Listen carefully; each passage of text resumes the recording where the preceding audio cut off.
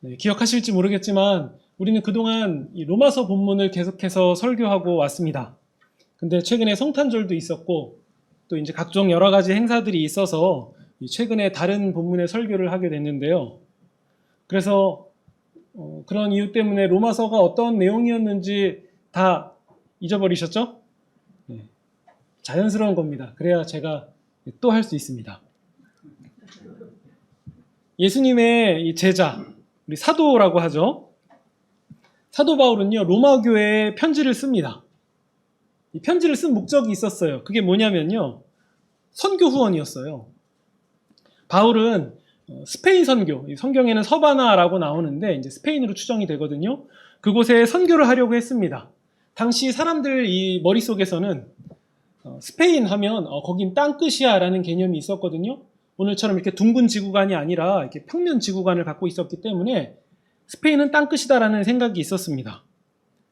그러니까 땅끝까지 내 증인이 되라라는 예수님의 말씀을 지키기 위해서 사도 바울은 정말 땅끝까지 나아가려고 했던 거죠. 그래서 서바나를 가야겠다라고 결심한 겁니다.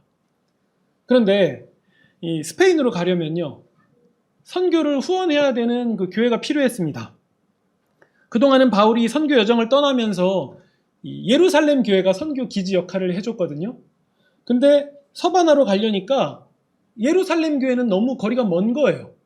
그래서 거기서부터 후원을 받거나 어떤 선교 기지로 쓰기에는 지리상 너무 맞지가 않으니까 바울이 서바나 선교를 위해서 이 최적의 유충지, 그것을 로마 교회로 본 겁니다.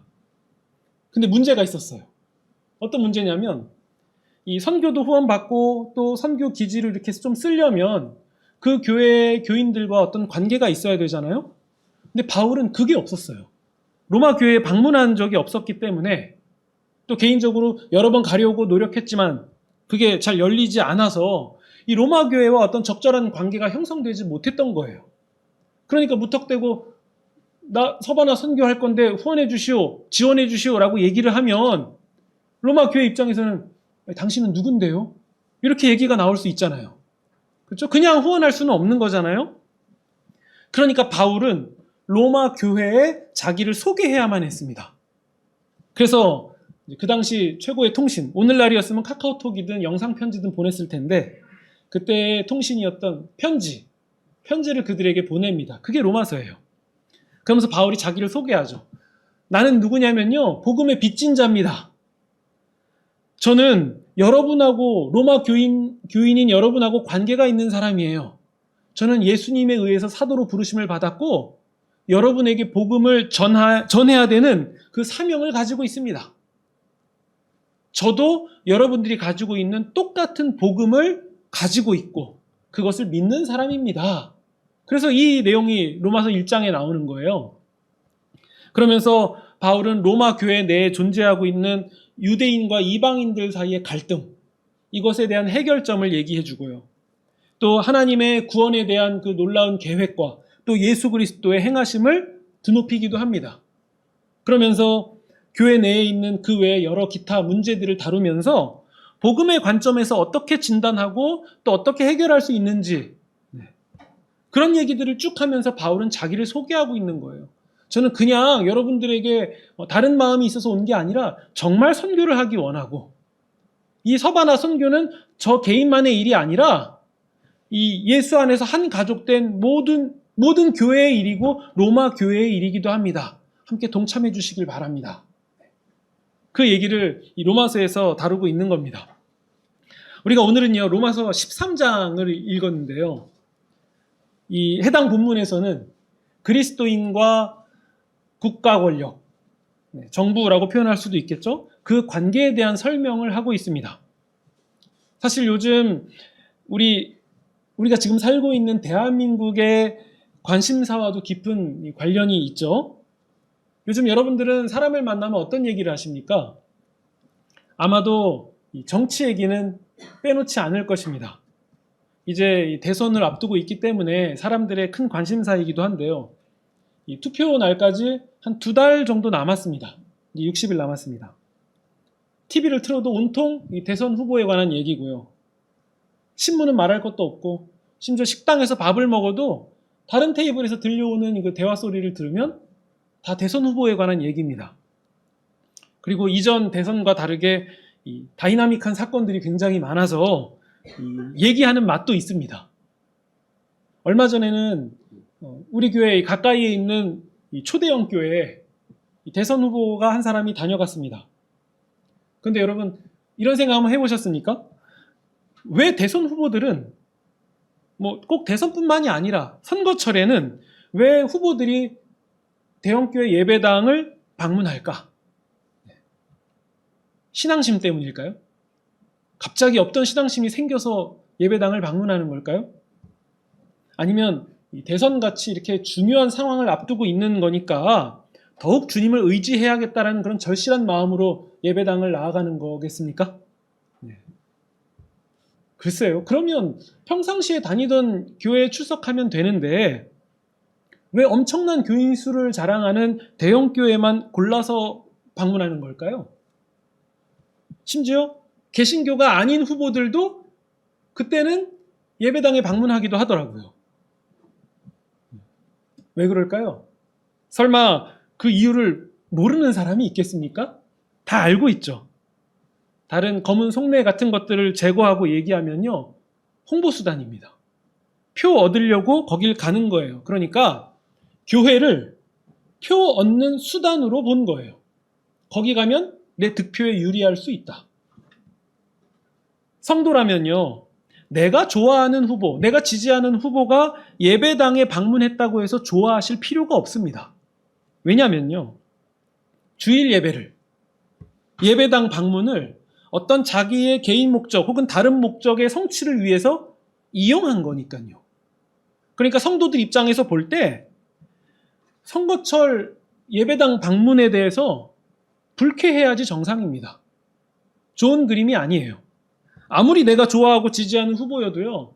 교회를, 예배를 다른 목적을 이루려고 도구 삼아서 하는 행동에 대해서는 잘못된 거라고, 틀린 거라고 말할 줄 알아야 돼요. 하나 얘기를 만들어 볼게요. 대선 후보가 기자들과 자신의 측근들을 데리고 예배당을 갑니다. 예배당 정문 앞에서 마침 서 계신 예수님을 만나게 된 거예요. 그래서 예수님이 물어보십니다. 자네는 왜 예배당에 왔는가?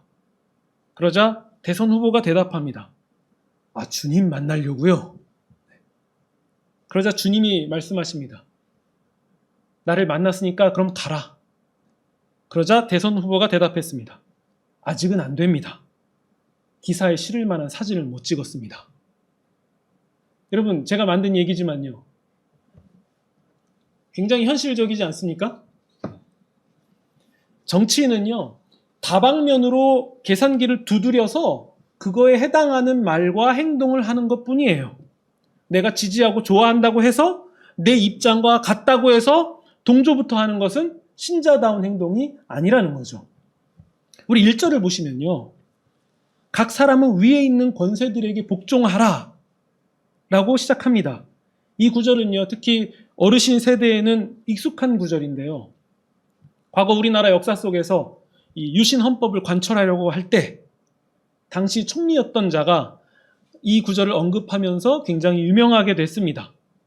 즉 극과 권력은 하나님께서 세우신 거기 때문에 따라야 된다라는 의도였습니다. 근데 여기에는 두 가지가 잘못됐어요. 하나는요.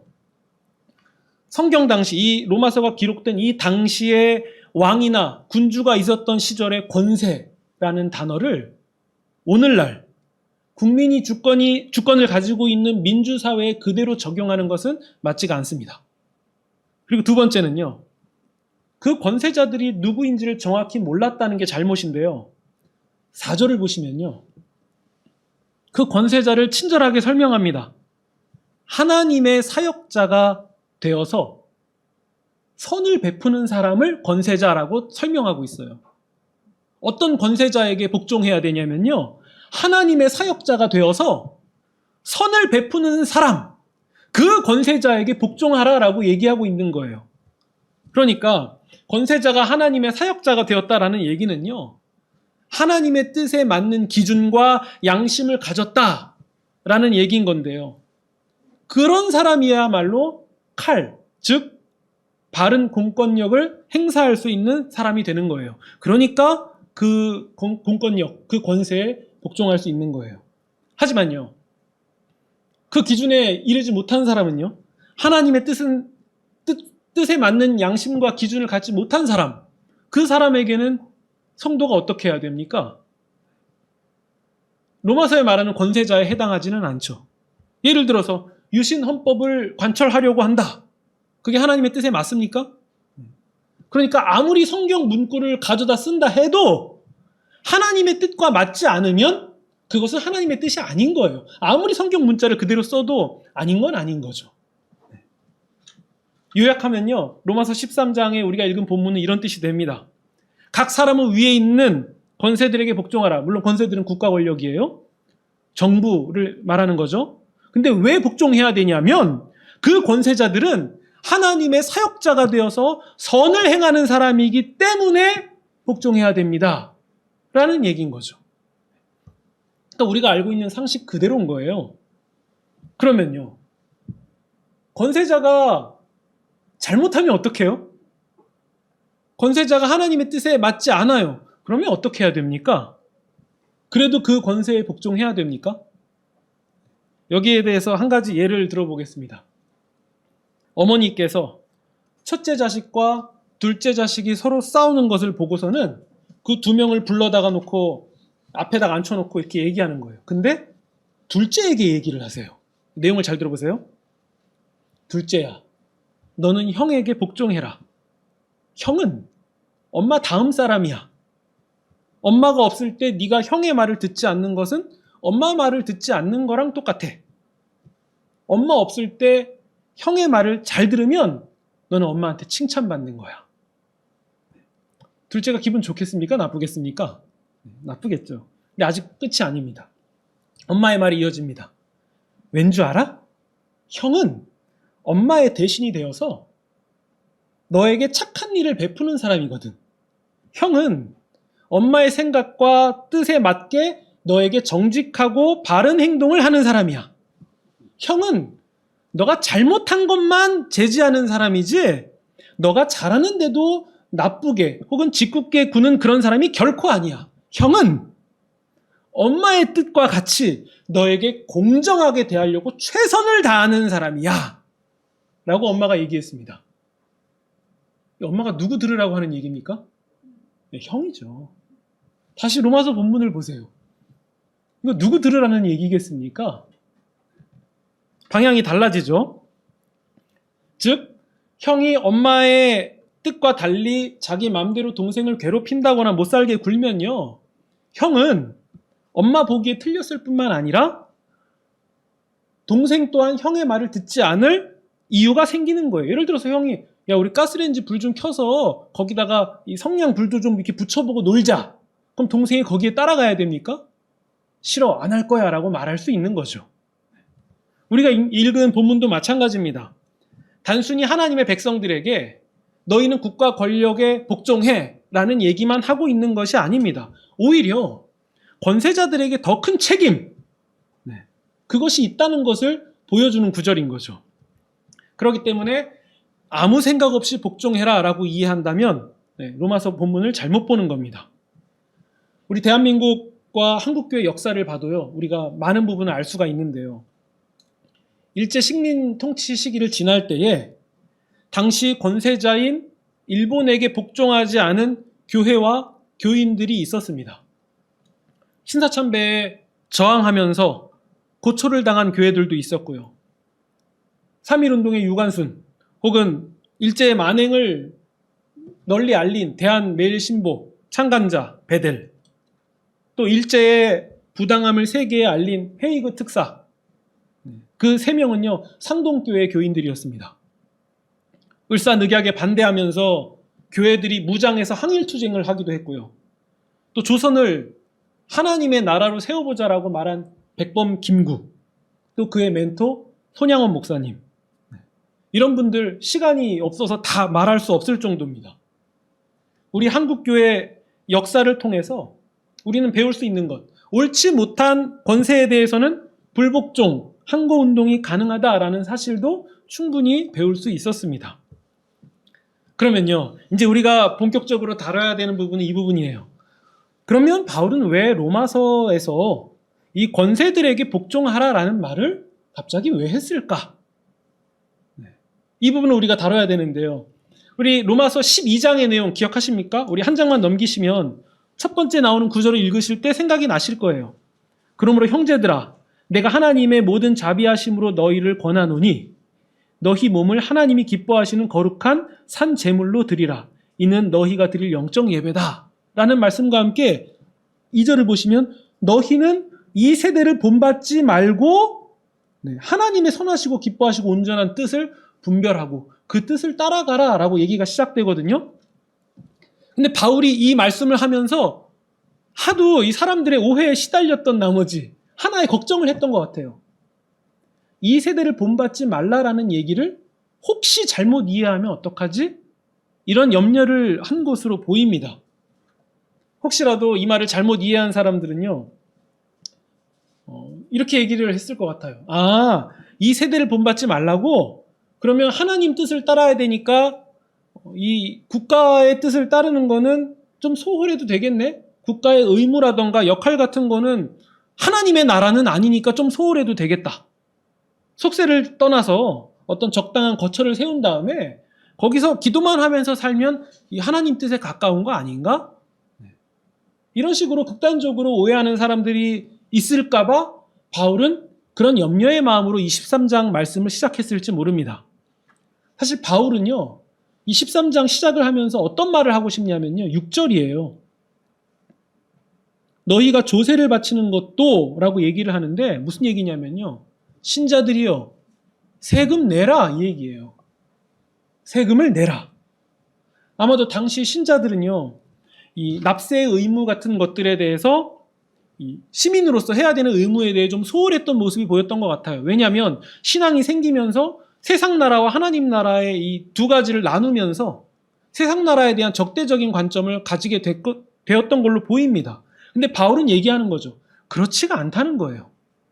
그렇게 생각해서는 안 된다. 한 국가에 속한 시민으로서 하나님의 뜻은, 너희들이 해야 될 하나님의 뜻은 그렇지가 않다. 성도로 부름받은 사람이라면 그 사람은 여전히 세상에 속해서 살아가는 사람이고, 그 사람이 목사든 농부든 선생님이든 뭐 사업가든 누구든 간에 하나님이 불러주신 그 모습과 그 기능대로 세상 가운데 어우러져서 살아가는 것, 그것이 하나님의 원하는 모습입니다. 그 얘기를 하는 거예요. 공통점은 하나입니다. 모든 사람은 천성을 향해서 나아가는 사람들이다. 그러면서 신자들은 어떤 직업이든 어떤 역할이든 어떤 지위를 가졌든 상관없이 모두가 하나님 앞에서 제사장들입니다. 이거는 종교개혁의 정신이기도 하죠. 그러면서 바울이 세금을 내라, 조세를 바치라 라고 한 얘기는 어떤 의미겠습니까? 하나님의 백성들아, 하나님은 너희를 세상 가운데 부르셨다는 사실을 놓치면 안 된다. 그렇기 때문에 국가에 속한 한 시민으로서 의무와 책임을 다해야 된다. 이걸 예수님의 말로 바꾸면은 너희는 세상의 소금이고 빛이다. 세상에서 맛을 내야 되고 세상을 밝혀야 된다. 그 얘기가 아니겠습니까? 우리가요, 하나님의 자녀로 부름을 받아서 이 천국 백성이 되었음에도 불구하고 아직 죽지 않고 이 세상에 계속 우리가 남아있는 이유는 뭐냐면요, 하나님이 그런 우리를 통해서, 그런 교회들을 통해서 세상에 하시고자 하는 그 바가 남아있기 때문입니다. 교회는요, 예수님을 증거하는 일뿐만 아니라 자유와 평화를 확대하고 인권을 세우고 사회의 바른 개혁을 주도하는 일에도 동참해야 되고 그 역할을 감당해야 돼요. 그것이 소금이고 빛의 역할인 거죠. 그래서 교회는요, 하나님이 세우신 이 세상의 양심들이 되어야 되는 거예요. 교회가 많아지면 많아질수록 이 세상에 하나님의 기준과 하나님의 양심이 풍부해져야 된다는 얘기예요. 그렇기 때문에 교회는요, 세상의 사상과 철학 혹은 정치적인 판도에 휘둘려서는 안 돼요. 오직 한 가지에 붙들려야 됩니다. 하나님의 뜻인가 아닌가. 하나님의 말씀에 붙잡혔는가 아닌가, 오직 여기에만 붙잡혀야 된다는 거죠. 교회는요, 오직 하나님의 말씀이 기준이 되어서 그 말씀에 따라 예, 아니요를 정확히 말해야 되는 거죠. 그게 예수님이 하신 말씀입니다. 교회는요, 힘과 권력, 체제 이런 것에 대변하는 그런 사람들이 아니고요. 교회가 그런 역할을 하지 않는다라는 얘기는 성도들 또한 그런 사람이 아니라는 얘기예요. 우리 구약 성경에 보면 우리가 잘 아는 다니엘이라는 사람이 나오죠. 그가 가장 좋은 모습을 보여줬습니다. 세상의 권세에 대하여서 두려워하지 않는 사람이었습니다. 그들은 식민 지배를 당하고 있는 상황이었죠. 바벨론의 이제 식민 지배를 당하고 있는 상황인데요. 느부갓네살 왕의 신하로서 충성을 다하지만 느부갓네살 왕이 하나님의 가르침과 다를 때에는 하나님의 뜻이 무엇인지를 오히려 가르쳐 주기도 했습니다. 다니엘서 4장에 보면요, 이런 구절이 나옵니다. 왕이시여, 왕은 스스로 다스리시는 자가 아닙니다. 통치와 권세는 하나님께서 주신 겁니다. 왕이시여, 당신은 이것을 깨달아야 됩니다. 여러분, 오늘날과 같이 그 민주주의 정치가 아니라 왕정제였어요. 왕의 말은 곧 신의 말이었거든요. 다니엘이 이렇게 얘기한 거죠. 그 권세는 하나님이 주신 겁니다. 그리고 훈계를 또 이렇게 이어서 합니다. 왕이시여, 당신은 하나님을 두려워하는 가운데 가난한 자를 돌보십시오. 그렇지 않으면 하나님이 당신을 낮출 겁니다.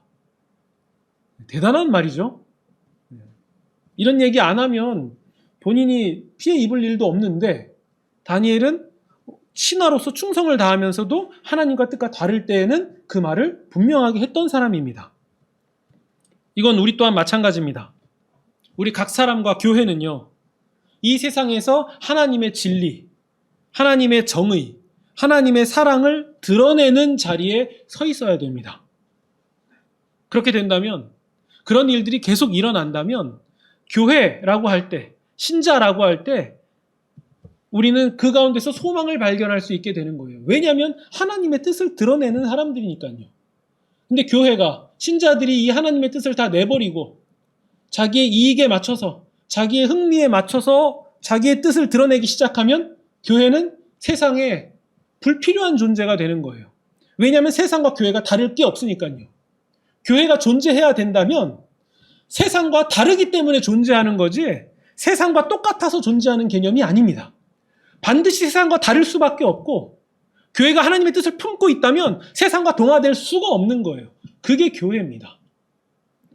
우리 8절을 보시면요, 우리가 잘 알고 있는 구절이 하나 나오는데요. 사랑의 빚 외에는 아무에게도 빚을 지지 말라. 여러분, 우리가 이 구절만 사실 잘 잘라서 보는 경향이 있는데요, 문맥 가운데서 보면 달라져요. 방금 윗절에서는 무슨 얘기를 하죠? 조세를 내라. 너희들이 낼 세금이 있으면 내라. 그러면서 바로 이어지는 구절이에요. 사랑의 빚 외에는 빚지지 마라. 이게 무슨 뜻이겠습니까? 세금 내라는 얘기예요. 신자는 사랑으로 빚을 지고, 사랑 외에는 어떠한 빚을 지는 개념이 없고, 낼 것이 있다면 다 내라. 의무를 다해라. 오직 사랑뿐이다. 사랑으로 빚지는 것 외에는 없다라고 바울이 얘기하는 거죠. 그러니까 사실 이 사랑의 빚 외에는 아무 빚 지지 말라라는 구절은요, 시민으로서 할 역할을 다하라라는 구절이 의미가 처음 시작되는 거죠. 그러면서 세상에 대하여, 세상 권세에 대하여서는 빚을 지지 마라. 10절을 보시면요, 사랑은 율법의 완성이다. 사랑은 율법의 완성이다. 저는 이 구절에서 바울의 이런 의도가 읽혀집니다. 우리는 어떤 사람입니까? 하물며 원수도 사랑해야 되는 사람들이 아닙니까? 이 얘기는 우리가 국가 권력이 좀 불편하다 해도 우리가 할 바는 다 하는 사람들 아니겠습니까? 이 얘기로 충분히 읽을 수 있지 않습니까? 네. 결국에는요, 예수님이 오시는 그날에는 모든 인간의 권세, 모든 세상의 권력은 예수님께로 다 돌아가게 됩니다. 우리 주님만이 진정한 권세자가 되셔서 가장 공의로운 심판을 하실 거고, 행한 대로, 악한 대로 그것에 맞는 보응을 받게 될 겁니다. 그리고 예수님은 모든 것을 제자리로 돌려놓으실 겁니다. 신자들은 이 신앙 고백을 하는 사람이에요. 예수께서 다 원위치로 만드실 것이다. 그래서 나는 다른 곳에 눈을 돌릴 이유가 없다.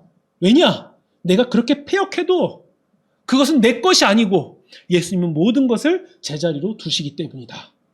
이것이 우리의 신앙 고백이죠. 이제 한 가지만 더 말씀드리고 마치겠습니다. 우리가 살아가고 있는 민주주의, 민주사회라는 말, 그 민주라는 뜻이 어떤 의미겠습니까? 국민에게 주권이 있고 국민이 주인이다. 이것을 우리는 민주라고 말하지 않습니까? 그리고서 1절을 한번 다시 보세요.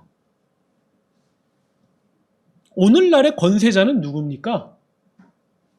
국민인 거예요. 국민이 권세자입니다. 근데 우리는 자꾸 대통령과 같은 그런 자들을 높으신 분들로 생각하는 경향이 있는데 그렇지 않습니다. 그들은 대리자로, 책임자로 혹은 대표자로 세워진 거지 권세와 주권은 국민에게 있는 것 아닙니까? 우리가 이 사실을 놓치면 안 됩니다. 우리는 바뀐 세상을 살아가고 있어요. 하나님이 더 좋은 세상을 만들어주셨고 우리는 그 세상에 살고 있는 거예요. 이제는 우리도 주권을 가진 한 사람으로서 의사를 표명할 수 있는 거죠. 그런 권세자가 되었다는 얘기입니다. 민주사회에서 그럼 정치인들은 누굽니까? 국민들이 투표와 법으로 세워놓은 대리인들 아닙니까? 선거철마다 본인들도 얘기하더라고요. 자신들은 국민들의 종이라고. 그때만 얘기해서 문제인데요. 섬기겠다고 하잖아요. 심지어 넙죽넙죽 절까지도 잘하더라고요. 물론 국민들은 압니다. 그게 어떤 목적으로 하는 건지. 근데 그런 절 받으면 기분 좋아지십니까? 그 속내가 보이니까 막 유쾌한 절이 아니잖아요. 어떤 정권이 집권한다 해도 성경이 말하는 지상낙원은 절대로 오지 않습니다. 정권에 의해서 오지 않는다는 말씀이에요. 그게 성경의 가르침입니다. 하나님 나라는요, 정치를 매우 훌륭한 도구로 사용하시는 건 맞지만 정치인들이 하나님 나라를 오게 하는 게 아니라는 거예요. 우리는 이 점을 분명하게 해야 됩니다. 하나님 나라는 하나님이 오게 하시고 이루어 가시는데 누구와 함께 하시냐면 성도들과 함께 하시는 거예요. 아무 능력도 없고 보잘것없는 성도들과 함께 하나님이 하실 거예요. 하나님이 성도들과 함께 가십니다. 그렇기 때문에 성도들이 국가 권력을 바라보고 정치인들을 바라볼 때 이 귀한 진리를 놓치고 다른 생각, 다른 시각으로 보기 시작하면 우리는 굉장히 소중한 것을 다 잃어버리는 셈이 되는 겁니다. 사람들을 보면요, 내가 지지하는 정당과 후보를 자신과 동일시하는 경향을 보게 됩니다. 그런 성향이 굉장히 강해요. 그래서 마치 내가 좋아하는 후보나 정당이 자신과 한 몸인 것처럼 내가 좋아하는, 지지하는 정당이나 후보가 공격을 당하면 벌써 안색부터 바뀌고 언성이 높아지고 굉장히 예민해집니다. 성도가 그럴 필요까지 있겠습니까? 주님을 자신과 하나로 여겨야 되는 성도들이 다른 것을 자신과 하나로 여기고 있는 모습을 보인다는 것은 굉장히 애석한 일입니다. 도리어 하나님께서 공격을 당하거나 비판을 당하면은 그런 모습을 발견할 수가 없는데 내가 좋아하고 지지하는 후보나 정당이 공격을 받으면은 그 불쾌감을 못 감추더라고요. 그럼 우리는 정말 누구를 믿고 누구를 사랑하는지 한번 살펴봐야 됩니다. 성도는요, 절대 그러면 안 됩니다. 물론 이 얘기는요, 정치가 중요하지 않다, 관심을 딱 끊어야 된다라는 잘못된 말에 속으라는 얘기가 아니에요. 그렇게 해서도 안 됩니다. 정치는 매우 중요한 거예요. 왜 안 중요하겠습니까? 대선 후보, 그리고 정당, 공약 이런 것들을 한 명의 주권을 가진 국민으로서 살펴보는 것은 매우 중요한 일이고 반드시 해야 돼요. 성도라면 더 그렇게 해야 됩니다. 왜냐하면 성도는 주권을 가진 국민이니까요. 주님이 그 국민의 자리로 불러주셨으니까요. 하나님 나라의 가치에 투표하는 사람들이기 때문에 성도는 관심을 많이 가져야 돼요. 그게 국민으로서 의무입니다. 오늘 본문에서 말하는 납세의 의무와 같은 의무죠. 그러니까 무슨 말씀이냐면요, 이념과 정책, 방향, 이런 것들에 대해서 치열하게 싸우라고 싸우는 사람들을 투표하는 거예요. 그럼 누가 싸워야 됩니까? 정치인들이 적법하게 싸워야 되고 우리는 싸우면 안 됩니다. 우리는 지역과 가치관, 여러 가지 이념들을 가지고서는 사람을 나누고 비방하고 하는 일들을 멈춰야 돼요. 성도들부터 멈춰야 됩니다. 절대 옳지 않은 거예요. 오히려 적법하게 싸울 사람들을 우리가 뽑는 거예요. 성도라는 이름을 가지고 그런 여러 가지 이슈, 정치뿐만 아니라 여러 가지를 가지고 싸운다면 우리는 본문에 나온 사랑은 율법의 완성이다라는 이 놀라운 진리를 내버리는 거예요. 싸운다 해도요, 그 사람 바뀌지 않아요. 오히려 그 속내를 더 깊이 들어가면 내가 알고 있는 게 더 뛰어난 지식이고 내가 옳아라는 것을 드러내려고 하는 자신의 정욕이 숨어 있던 건 아닙니까? 이것과 싸우는 사람들이에요. 그게 성도입니다. 결국 우리는 이 본문을 통해서 읽어야 돼요. 성도는 누구냐? 사랑하는 사람입니다. 왜 조세의 의무를 해야 되죠? 왜 국민으로서 의무를 행사해야 되죠? 사랑하는 사람이기 때문에 합니다. 나라를 사랑하고 또 전도 대상자들을 사랑하고 주어진 환경을 사랑하고 주님이 부르신 이 자리를 사랑하기 때문에 나의 의무와 역할을 다 하려고 노력하는 거예요. 내가 머문 직장, 내가 머무는 가정, 내 가까이부터 돌아봐야죠. 내 가까이부터 살피지 않으면서 더 멀리부터 살피겠다라고 하는 것은 순서가 잘못된 거예요. 주님이 부르신 자리에서 내가 할 수 있는 사랑과 최선을 다해야죠. 그래서 신자들은요, 내가 속한 사람들, 같이 모인 사람들끼리 혹여라도 정치 얘기가 나와서 서로 언성을 높이고 불편한 관계가 되고 갈등하게 된다면 그때 성도는 어떤 사람이 되어야 됩니까? 진정시키고 대화의 주제를 돌리기도 하고 또 불편한 관계를 개선하려고 노력하는 평화의 씨앗들이 되어야 되는 거 아닙니까? 평화를 도모하는 사람들이 되어야 되지 않겠습니까? 그렇게 하면 안 된다라고 말하는 사람이 성도가 되어야 됩니다. 그게 정치죠. 그게 정치입니다. 그게 성도고 그게 시민인 거예요. 사랑의 빚을 져야 되는 그 중요한 성도의 사명을 우리가 행해야 됩니다. 그래서 단순하게 이렇게 적용하시면 좋겠습니다. 최소한 성도들은 정치 얘기로 싸우지 맙시다. 자신이 없으면 그 자리를 아예 피하시고 그런 얘기를 하지도 말고 그냥 화제를 돌려버리십시다. 그 얘기는 중요하지 않아서가 아니라 내가 더 중요한 가치를 잃어버릴까 봐. 교회가 정당, 정권, 어떤 그런 것들의 야망에 동조하고 순응하는 도구가 되어서는 절대로 안 됩니다. 오직 평화를 도모하는 사람들입니다. 도리어 또 한편 보면요, 요즘의 교회가 이런 얘기 합니다. 카톡교. 한번 들어보셨습니까? 교회는 카톡교다. 이게 무슨 얘기냐면요, 확인도 안 된 거짓 뉴스를 퍼다가 나르는 일에 성도들이 동원된다라는 것을 이제 비난하는 얘기인데요. 교회는 그렇게 되면 안 됩니다. 오히려 교회는 뭘 실어 날라야 되냐면요, 하나님 말씀이죠. 하나님의 진리를 실어 나르고 또 주어진 평범한 일상 가운데서 그 실어 나르는 말씀을 행하는 사람으로 존재하면 됩니다. 그러면 그게 다 된 거예요. 오직 그것뿐입니다. 우리는 이 한 가지 진리를 기억하시면 좋겠습니다. 하나님은 사랑이십니다. 이 얘기는요, 하나님에 속한 우리도 사랑이라는 얘기입니다. 그래서 성도들은 사랑을 행하는 사람으로 부름받았다라는 이 사실을 기억하시면서 무슨 영역이든 교인들이 끼기만 하면 있던 불화도 다 사그러지고 있던 갈등도 다 잠재워지는 그런 기적이 일어나면 좋겠고, 그 교인이 바로 저와 여러분이 되시기를 주님의 이름으로 축원드립니다.